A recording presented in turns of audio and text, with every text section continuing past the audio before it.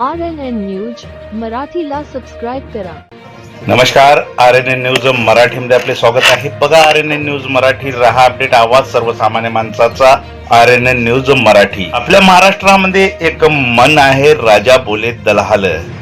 आधीच दिशाहीन असलेल्या उमरखेड शहरातील वाहतूक शाखा बंद करणे म्हणजे आंधळ्या व्यक्तीच्या हातातील काठी हिसकावून घेण्याचा प्रकार म्हणावा लागेल. शहराला वाहतूक शाखेची अत्यंत गरज असताना शहरातील वाहतूक शाखा बंद करणे म्हणजे हत्तीवरून शेळ्या हाकण्याचे काम जिल्हास्तरीय अधिकारी करीत आहेत.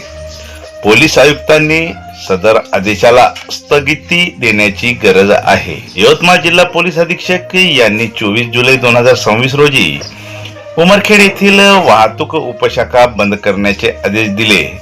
पोलीस अधीक्षकांच्या या आदेशामुळे उपविभागातील वाहतूक अनियंत्रित होत चालली असून नागरिकांमध्ये नाराजीचा सूर आहे. उमरखेड शहरासह उमरखेड उपविभागात आधीच प्रत्येक बाबतीचा तुटवडा आहे. आर्थिक गरजा, मूलभूत सुविधा, विकासीन कामे, रस्ते, पाणी आणि इतर गरजा प्रत्येक बाबतीत उमरखेड उपविभाग हा पिछाडीवर राहिला आहे.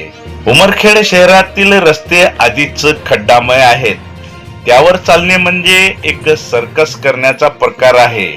सर्कसतील व्यक्तीप्रमाणे गाडी चालवावी लागते. रस्त्याची समस्या, रस्त्यावर चालणारे नागरिक यांना रस्त्यावरील अतिक्रमणाची समस्या आहे. कसेबसे सुधारित रस्ता, रस्त्यावरील रहदारी, रस्त्यावरील अडचणी, वाहने, वाहनावरील नियंत्रण, ट्रॅफिक व्यवस्था, ट्रॅफिक कर्मचारी यांच्याकडून चालान होण्याच्या भीतीने वाहतुकीचे नियम पालन करणारे अनेक वाहन चालक, मोटरसायकल चालक यांच्यावर एका प्रकारे वाहतूक शाखा उमरखेड यांचेच नियंत्रण होते. काही अपवाद वगळले तर व्यवस्थित कर्मचारी आणि अधिकारी यांनी मिळून मागील बरेच वर्षापासून उमरखेड शहरात नियमाची अंमलबजावणी करीत कर्तव्य व्यवस्थित पार पाडल्याचा रेकॉर्ड आहे.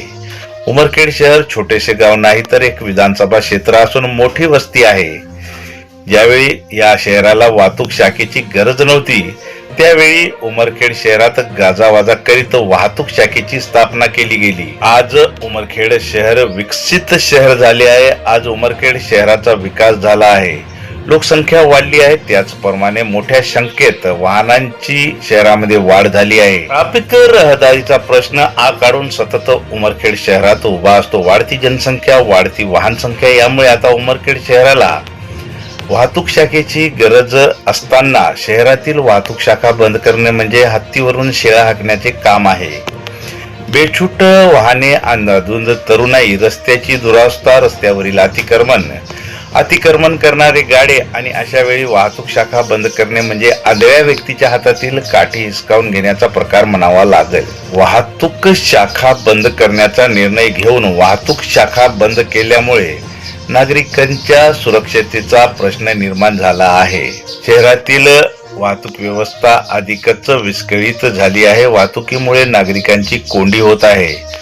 वर्दळीचा ताण, अपघाताचा धोका लक्षात घेता वाहतूक नियंत्रण उपशाखा बंद करण्याच्या निर्णयाला स्थगिती देऊन वाहतूक शाखा पुन्हा सुरू करण्याची मागणी सर्वसामान्य उमरखेडकरी नागरिकांकडून केली जात आहे.